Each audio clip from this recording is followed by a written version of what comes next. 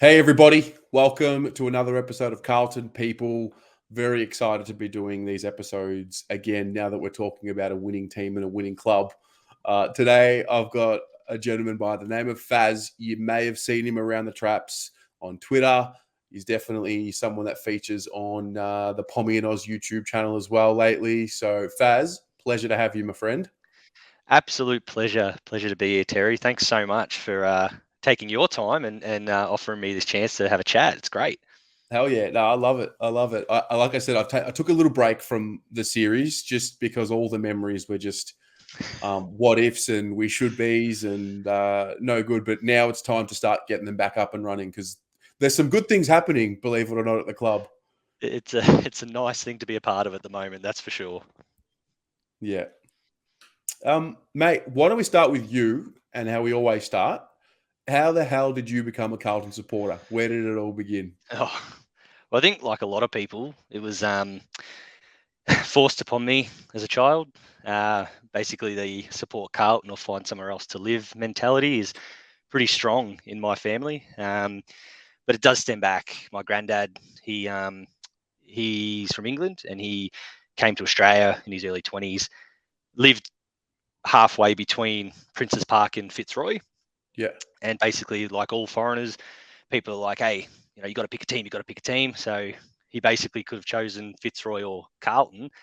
Um, so in another world, another life, I could have been a Fitzroy Brisbane supporter, which would have made high school very different. Um, but thankfully, he chose the Baggers, and from that moment on, my dad, my uncle, me, it's just been a part of the family, and doesn't look like changing anytime soon. That's for sure. I had no idea you had the English heritage. Maybe that's why me and Pommy get along so well. It could be. Whereabouts in England are the family from? Skegness. I have no idea where that is. Not many people do. Not many people do. I'm pretty sure it's coastalish. Like around that way. But yeah.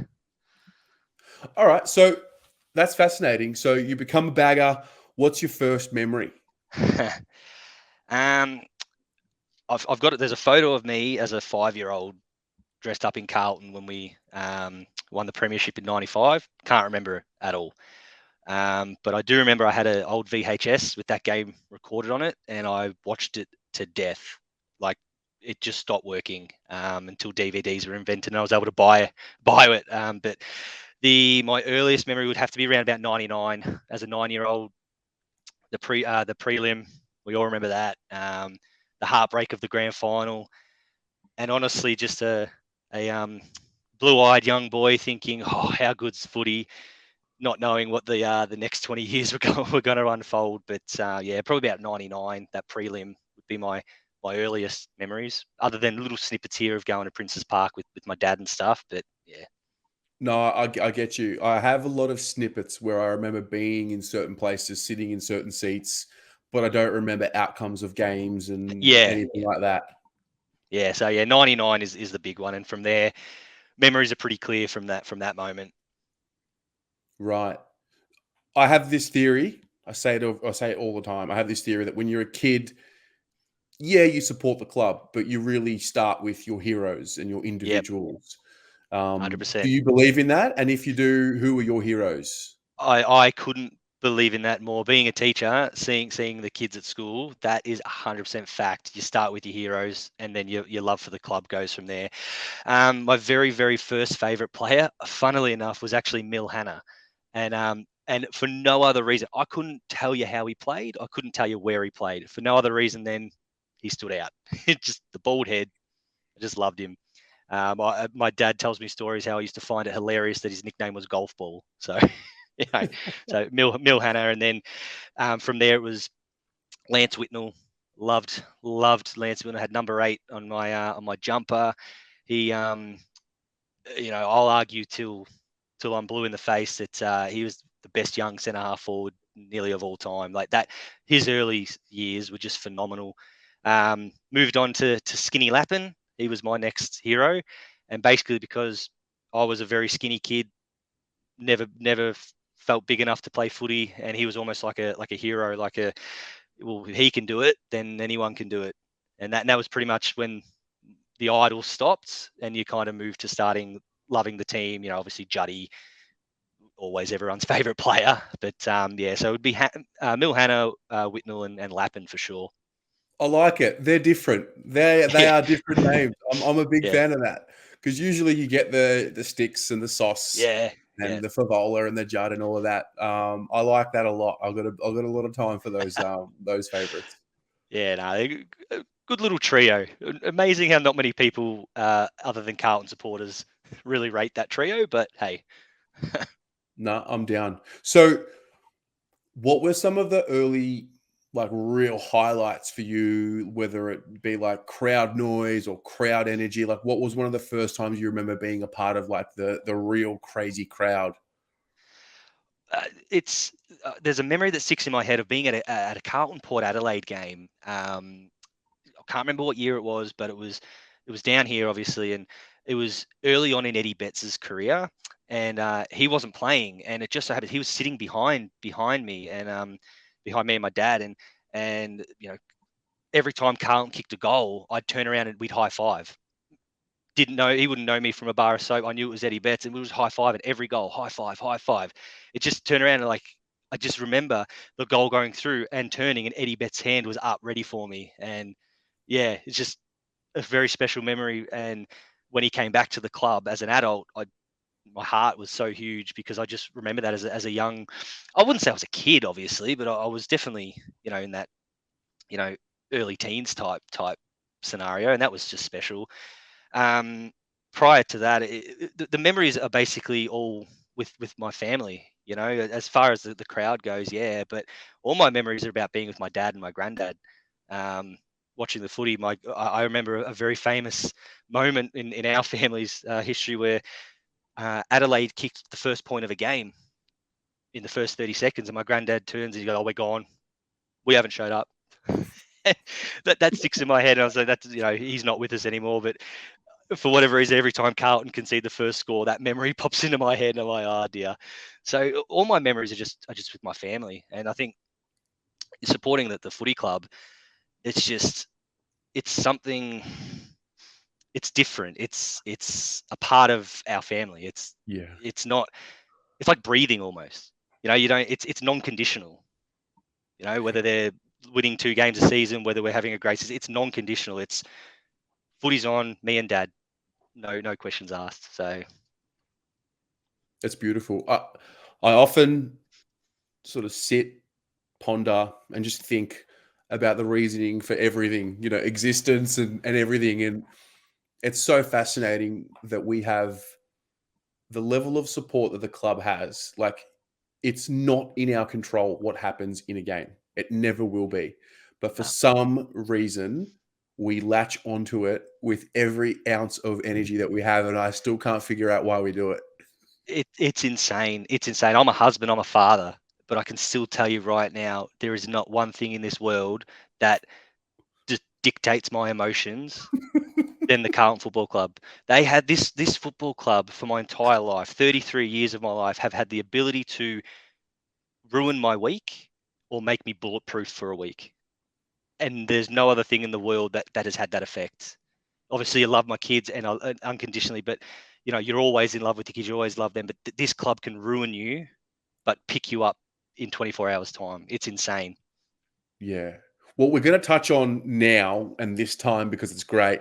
Yeah. But just to further what we're talking about now, you're so right. I mean, 2018, 2019, 2020, and for the most part, 2021, mate, going and living out my week, it like really caring about like what the fuck is going on with the club and why can't they figure it out. I wish I had an answer as to why I care so much. I really do. It's like a spirit. Mm. I guess that's what clubs are all about, and that's what communities are all about. I mean, human beings generally will latch onto community. I Yeah. think it's an Well, instinct that we have. I mean, it's a throwaway line that a lot of people say. It's a religion. It's this, but the reality is, it is. It dead set is that. It's what we believe in. It's what we whether you say you pray for your religion, it's what we practice. It's what we preach. I mean, this is our football club, and I think back, going through high school. It was a horrible time to be a Carlton supporter through high school.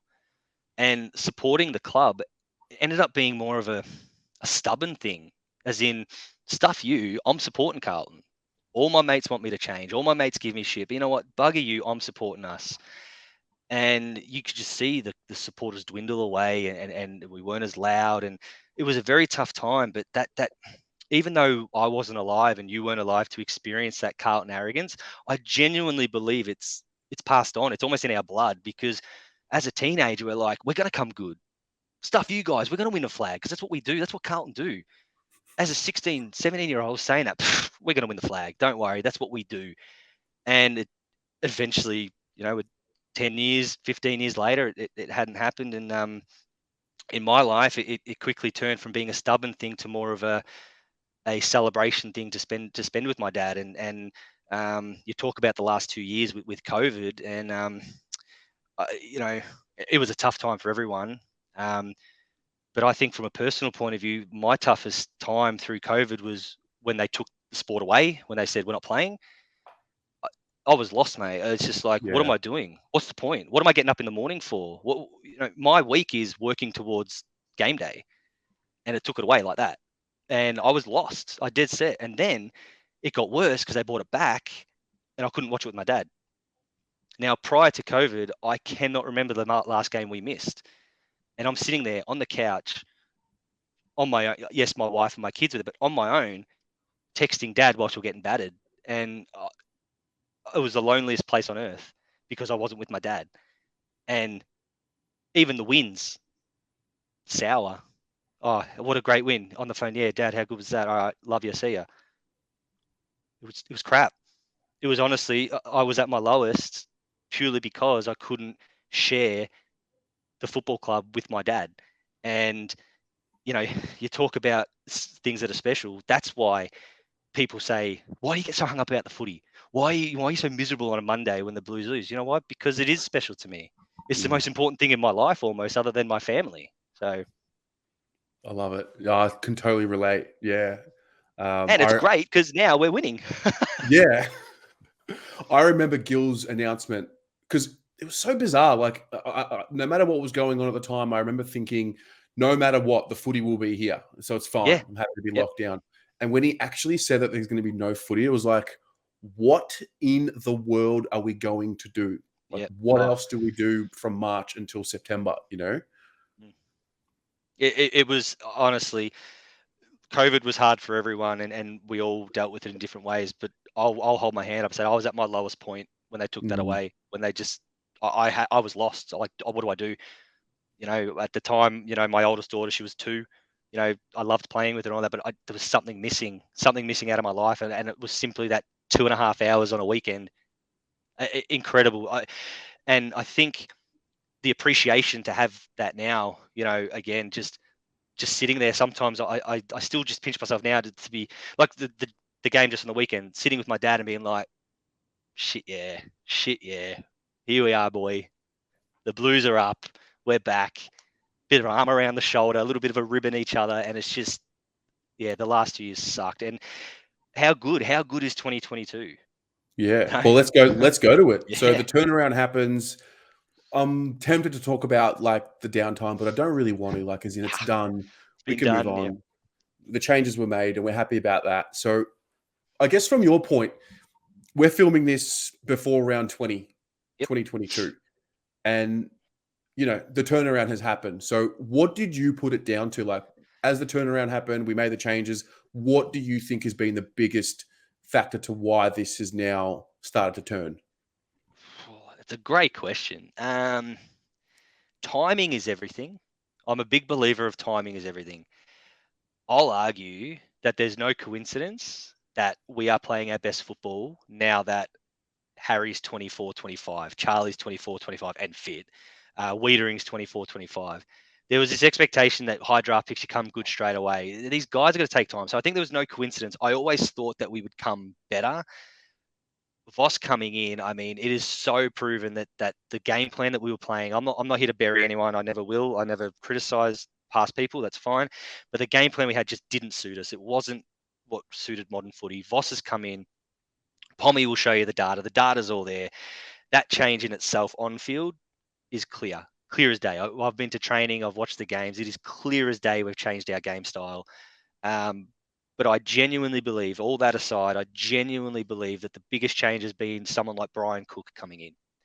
And I recall back to, might have been his very first interview or one of his interviews afterwards, and he made a comment in regards to too many subcommittees.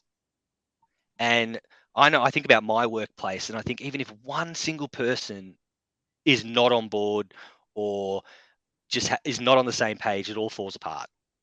And the more subcommittees you have, the more chances are it's going to fall apart. So him coming in, changing that, I have no doubt in my mind that that has been a massive, massive reason why the changes happen. Because we all know in any job, in any walk of life, it all starts at the top. If the top is no good, then the bottom won't be able to hold it up. So that's what I think. I love it. Yeah.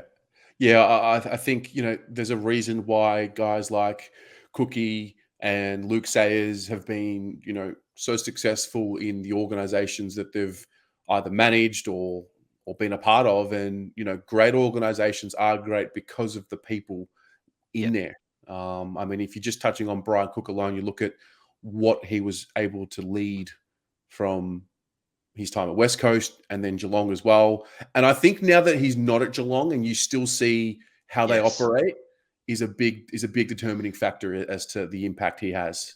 Yeah, and I think that's the point. That's why he's come here. He's not coming to Carlton for a 10-year stint. I wouldn't have thought. He's coming, get the foundations in place, do a handover, and it's smooth sailing. That is a sign of a great businessman, a great person, when they can leave a place and it's like he's not. It's like he's not gone. They can leave a place and it still runs smoothly. If when a person leaves and the arse end falls out, well then what have you been doing? Good leaders, good coaches, good people bring people with them, bring them up around them, so you can do that handover. So yeah, I'm very excited about Brian Cook. To me, that was the signing of the off season by a mile. Yeah. Everyone was caught up in getting the best coach available and Yes, Clarko yes. and all that, but it was really the best CEO available that was Oh, important. and look, I don't want to talk about other things here, but look at North Melbourne now. They're talking about getting Clarkson. It's just saying get your off field right. Doesn't matter who you got. You could have the 5 best coaches of all time in there, but if you don't have your off field right, you just play and catch up. Mm. So looking at the playing group, who are I mean, like we said before, like you don't really have heroes, so to speak, but who are your favorite players in this Oh, group? it'd be rude to not say Charlie. I mean, just he's just magnificent to watch. And I think you talk about, I mentioned before about taking things for granted. We can't take Charlie Curnow for granted. We can't. He is a special, special footballer. He is what we spoke about, our heroes growing up. He is what these kids, these 7 to 12-year-olds, he is what's going to keep them at the Carlton Football Club. So So true. we have to wrap our arms around this boy. He's got to be on every single. Like I said, I work in a school. I know how the game works. Kids aren't Carlton Footy Club, Richmond Footy Club. That they're Dusty, they're Charlie, they're Fife. They support the superstars. And so Charlie, I can't get past him. I absolutely love him. Adam Sard, obviously. I'm going to be naming all the players that you'll know. So I'll try and think of someone a little bit left field. So yeah, the usuals, Charlie, Sard, Walshy and all that. But I think the one player that has really, really taken me this year, and I loved him last year, but I think he's taken me this year, is Cottrell, Matty Cottrell. And maybe it's because we all know he's a Carlton supporter. So you look at him and you feel a bit of yourself in him. Do you know what I mean? Obviously, Jack Silvani too being that, but Cottrell done it the hard way. Everyone thought he was going to get delisted. He would bleed navy blue. That goal celebration, that he did against Sydney. It's just, I had that as my Facebook profile picture for about 2 months, I reckon, after he did that. So every time he gets the ball, you just go boy. You just want him to do well. So he's one I look out for. Yeah, I think we might be guilty of. We just want them all to be stars, and we just want them all to Yes. be ultra talented. And Yes. sometimes you need not sometimes. you definitely most, if not all the time, need some guys that have done Always. it the hard way. I think Ed Kerno is a representation of that. And I think Cottrell is probably going to be kind of like one of the heir apparents to that title of, wow, look where he came from, look at what Yeah. he was doing in his first year, and look where he is now. Yeah. Yeah. 100%. And, you know, I think GWS are a team that's proven you can't have a team full of superstars. It doesn't work. You need the blokes who are going to get dirty, who are going to do the dirty jobs for you, who are just, and players like Cottrell, Jack Silvani, I mean, you could tell them, we want you to do a handstand before you take a mark, and they'll do it. All right, no worries. They will do anything for this football club. And I think, we talk about what the football clubs means to us. We shouldn't be so quick to can these players who would literally do anything for the football club like we would. Yeah, for sure. Moving forward and looking ahead without looking too far ahead, what do you think is the ceiling of the group? Like, what can it do? What can happen? For this season, I honestly believe that what an open season we've got. I think there's a few possibly fraudulent teams sitting in the finals of the top 8 at the moment, just based on fixtures, based on a lot of things. The ceiling there is no ceiling. Carlton could literally, from this moment in time, do anything from get knocked out in the first final to win the grand final. But I would say you could argue that for all the teams. You know what I mean? So, as far as the long term, like the future goes, I've changed my wants and my hopes over the last few years. Growing up, it's like win premierships, dynasties. Yeah, this is what we do. To okay, rebuild, we'll get there. To sustain success. And I'll be honest, I turned to my dad a couple of weeks ago and I said, "Oh shit, it's just nice to not be terrible."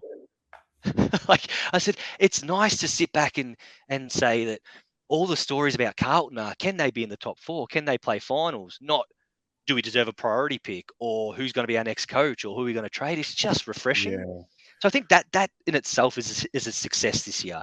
The fact that it's just not depressing. Moving forward, what do I want? I obviously want to win that premiership. Not just for me, who's never experienced one, but I'd love to see my dad, who obviously saw all those flags in the 70s and the 80s and 95. I've seen the hate and the hurt in his eyes, in his voice about Carlton the last 20 years. I've felt it.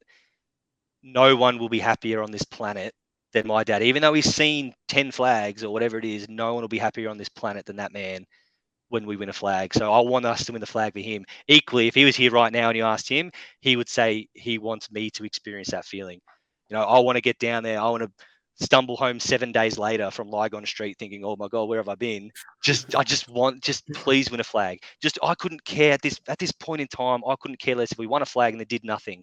Just win the flag. And then we can talk about dynasties and sustained success and all that. But people like us, Terry, you and me and people in our 30s and stuff like that, we need this flag. We need a flag. It'd just be, I mean, I don't want to undersell my children, but it would be up there with having a child, your first child. I It think would so. be. No, it would be having my first child was the happiest day of my life. And I tell you what, winning that flag with Carlton, experiencing that, it would be up there because of the hurt, the pain that we've been through. We deserve it. And Yeah, how far can we go? We could go the whole way this year, next year, the next 5 years. Anything can happen in the next 5 years for us, and I think that's very special. 100%. I was actually thinking about this recently, and a lot of our identity as supporters, born in the 90s, like I'm 31, and like for the most part, my whole identity as a supporter has been wrapped around the failure and all of that. And I'm just loving every moment of this season so far. We're sitting right now 12-6, just loving the fact that I'm watching more wins than losses. And it kind of struck me like, what happens when we win the flag? Like, I'm someone that really obsesses about the journey and the process. It's like, do I just not care as much once we win the flag? Because we're so invested in winning the damn premiership for the first time in however long. I'm really curious to see what it does to the psychology of us, like, because we've invested so much in the turnaround. And now that the turnaround is seemingly here, and we've still got finals to come, we've got Oh, prelims, and we've got like we think this has been good. And like I speak to Rocco a lot, I speak to some of the people who have experienced success, and I'm excited right now. And they're like, "You've got no idea what's coming. yeah. Like this isn't And, even the start of it." and we don't. And look, and I'll answer that in a couple of parts. You're right. Growing up, you know, it evolved. The evolution of being a Carlton supporter evolved from people hating us to people feeling sorry for us. And I tell you what, there's nothing worse than someone feeling sorry for you. Yeah, There is, and even as a grown man in a workplace, people coming around, just saying, "Oh, geez, don't worry, the Blues will be." It's condescending. Oh, the Blues will get there. They'll get there. I hate it. You almost just like, just leave me alone.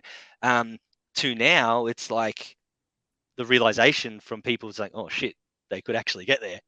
So, um, but as far as what you'll feel, I, I genuinely I talk about this 7-day bender on Lygon Street, but I honestly think, given the energy spent, I'm so tired, Terry. I'm so tired. The energy spent on this football club. If we ever make a grand final, and we won it, I dead set think the thing I'll do will be hug my dad, cry, yeah, take a deep breath, and sit on the couch. I honestly think that's what it'll be, just like that. You'll be sitting on the couch, like, oh, bugger it, I'll party tomorrow. Do you know what I mean? Like and I don't think I'll be the only one like that. The sheer relief would just be it, overwhelming, I think. yeah, And mate. you often speak to people to people who support clubs who've broken their droughts and whatever, and the relief is the most exhausting part. And then we can do the 7-day bender on Lygon Street. No, I think I can totally relate to that. I know I'll cry. I know it. I Hey, just know it. I'm crying just think I'm just crying just being good. Like, Oh, mate. yeah. Um, No. so I sort of we touched on favorite players and all of that. Are there any of the next generation that you see coming through that maybe either aren't playing much footy right now or are in the early phases that you think are going to be a lot better than what most people realize? Yeah, I think we've seen a bit of him. I think Motlop's going to be very special. I Mm, mentioned Charlie Curnow before as that player that's going to get kids involved. I think Motlop's going to be very similar. Just that X factor player. I think he'll evolve into being able to win a game off his own boot. And it look, it sounds terrible. I'm an ex defender in soccer, but defenders don't sell tickets, unfortunately. And very rarely will a defender be their favorite player. So you're looking at these goal scorers, the big players in the middle. So I'm looking at Motlop. Um, I really like the boy Carroll. I really like him. I want to see. I don't like him on the wing. I want to see him in that middle. And maybe it's because it's the left foot. I've got a bit of Pendlebury vibes about him. Just not to that level, obviously, but just he seems to have time and space when he gets it. And so, yeah, Motlop and Carroll will be the two I'll be keeping my eye on our list, and then move from there. But as you know, with a good club, with a good culture, with a good development program, they could all surprise us at some point. absolutely, they could. Yeah. And we're finally getting the right balance of the youngsters contributing and the senior players doing their thing as well. I think for many years we were just throwing youngsters in the deep end and maybe too many of them and maybe putting too much on them. We didn't have enough seniority around them at times. So it looks like the balance is better. Yeah, definitely. I often said when we started that rebuild, who do the likes of Wiedering and Dow and Walsh and that, and Harry and Charlie, who do they have to look up to? And the reality it was, and this is no disrespect to these players by any stretch, because they were talking to some of my all-time favourites, but Cade Simpson, Mark Murphy, Ed Kerno were pretty much it. They didn't achieve much as far as success in their footy careers. I'm sure they were great, but Mark Murphy said before, the player he had to look up to was the Brendan Favolas and all that. So at no point did we have a cycle of great leaders to bring the young through. I actually think with the leaders we've got now, with Weeders, Walsh, and Cripper, I think we're in a better position, much better position now when young players coming into the team, Yeah. 100%. And the fact that these kids can play VFL footy. I mean, yeah, it drives me bananas when you draft a player and everyone expects him to play round one. I love the Geelong model. Just keep them in the twos until they're ready, and then if they're ready, they come in and perform, and they stay in. and they stay in. Yeah, and you know what? And there's nothing wrong. Come in for 3 or 4 weeks, go back. Work. Now you know what it takes. Go back. I mean, Motlop did that. Came in for the 3 weeks. Now you know what you got to work on. Go back, and I think he's a far better player right this moment than what he was when he made his debut. 100%. Yeah. Mate, you are definitely in the generation with me where we are on the either side of, the iPhone, on either side of social media. We were kind of like the guinea pigs of Instagram and Facebook and MySpace and all of that. We were teenagers when it all came out. The fact that we're having this conversation right now on this channel right now is probably a testament to how much has changed in 10 years. Like, what have you made of this? My first mobile phone had the ringtone, the Carlton theme song ringtone as a dit, dit, dit, dit, you had to key in the tone. So that was my first ringtone. Wow. To now you can literally just watch the whole game on your phone. Like the evolution of the social media stuff and the phones has been ridiculous. But I will say, talking about your channel and everything, the family has grown. You know what I mean? Like it's no longer you're on your own. It's no longer Carlton lose. Well, I've got to sit and mope on my own. It's jump on here. You, Pommy, Blues Footy Boys, Jumper Punch Boys. There's heaps out there. The fan made content is at an all-time high, and I think the rest of the mainstream media should be worried if they're not, because I made the comment on Pommy's show the other night. I said, why would you turn the footy show on the TV, watch 2 hours of it when they're going to talk about your team for 20 minutes, maybe not even, and show a 2 minutes highlights package, when you can log on to this for an hour and a half and it's solely all about your team? Like, why would you? It's the new evolution, and credit to yourself, Terry, for doing this stuff, because now we're all in it together, and when this celebration happens, we might actually break the internet. Mate, if we won a flag. You know what I was thinking about the other day? I was like, what am I going to do on grand final day? Like, I'm committed to this, the fan cams and all of that. Like, I have a responsibility. Like, I've got to come home. I've got to get in here. I've got to get on the fan. Like, what do I do? Look, I'm sure people will excuse you for the night, or get it on your phone and just do it. Get a GoPro and do a Jack Ginnivan style. This is the celebration. But that's what it's all about.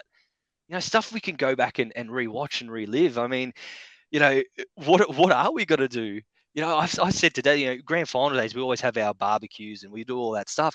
At my house, I have friends and family over on grand final day, and I flat out said to them, if Carlton are in the grand final, no one's coming over.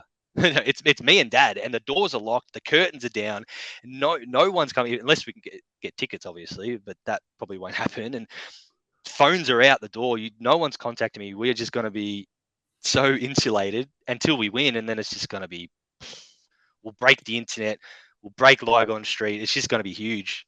Should it happen? And it will happen. I've got no doubt it'll happen. It'll happen. There were times where I was questioning whether it would happen, but I think now I'm back on board with the fact that it's happening. You touched on something really interesting just then, and that was really the crux of it. Like, I remember being like, before all of this started, and I remember being like living away, and I was like, where do I go to get my Carlton fix? And it was like, because I didn't have, like, there was no Foxtel in Israel or China. Yeah. So you couldn't just watch a footy channel. You had the Watch AFL app, and it was basically Monday night with 360 and on the couch. And you're right. It was like, we might get 90 seconds because we're lucky, we're Carlton. And it was like, but I know that I would go to certain fan channels for other sports in other leagues around the world. And it just bemused me that we didn't have it. And I think one thing I've learned over the last few years is just because they're on TV and in the mainstream media does not mean that they know deeply about the Carlton Football Club. And I think there's been this perception around, oh, well, you're in the mainstream media, so therefore you must be an expert. That is absolutely not the case. And I mean, we pick up on it all the time on Twitter. You see it all the time. There's always little mistakes, whether it's Corey Durden being referred to as Fogarty or Sam Durden. Yeah, all And the time. I think that's what I've learned. Like, I think there used to be, maybe there still is, this perception around fans and them being nuffies. And I totally, I don't like that, because we don't just watch games, mate. We watch them like 4 times, and we read every word, and we watch every fucking second that we can. We really study this shit. Yeah, I know. I couldn't agree more. And we live and breathe it. And I'll go back to, when I was growing up, we didn't have Foxtel when I was growing up. And so you only had the main games on Channel 7. And I'd always listen to the radio every game that Carlton were playing. And one thing we used to do, the only real content you could get was the newspaper. Yeah. And one thing me and my dad used to do before every game, we'd get the newspaper out, and the teams would be lined up against each other, and we'd get the pen out and we'd go a tick if we thought the Carlton player would beat his man, a cross if we thought they'd lose, and a dash if we thought they'd draw, and then do a table saying, oh, well, we've got 17 ticks and this, and so we should win the game. Obviously, we were biased towards the Carlton players a little bit more, but that was literally the extent of our interaction with trying to work out what's got. Now you've got people talking about teams. You've got things like this that just, I say to the kids at school, don't take this stuff for granted. You can watch any game like that at the click of a button. Anything, you can watch every game. You can get content everywhere. When we were growing up, it was a little silver radio with a headbutt in, or the Herald Sun with the teams line. You had to wait all day at school. Come home. Newspaper. I'm like, Mum, where's the newspaper? Reel it out. Oh, there's the team. That's who's been selected. Oh, cool. Or you might be lucky if you saw it scrolling across the news at 6:00 at night. It's insane how much it's changed and evolved. And we just can't take it for granted. Yeah, 100%. Mate, we're going to look to wrap up. I'm going to ask you 2 questions. The first one is, if you could have any player from any other club, who would it be? Any player from every other club? What do we need? What do we need to I reckon Max Gawn. Yep. We have Max Gawn. And that's not disrespect to Pitnet, but he's been a bit injured, but Max Gawn for sure. Okay. And then the final one is, which year is it going to be? When are we lifting up the next cup? I want to say 2022, but I genuinely believe, looking at the teams, my heart of hearts tells me that 2023. This feels like the year that we're just taking that nice build, and I don't think any of the top teams are going to get overly that much better next year. Fremantle might, Sydney probably will, but Geelong, they're probably at their peak. Melbourne, who knows about them? So I think 2023, that's the one. Love it. Fazz, this has been a fucking pleasure, mate. I've really enjoyed this. Awesome. Love it, man. Thanks heaps. Thanks heaps. Not a problem. We'll be in touch. All the best, and go the Blues, eh? Awesome. Go Blues. Cheers, mate.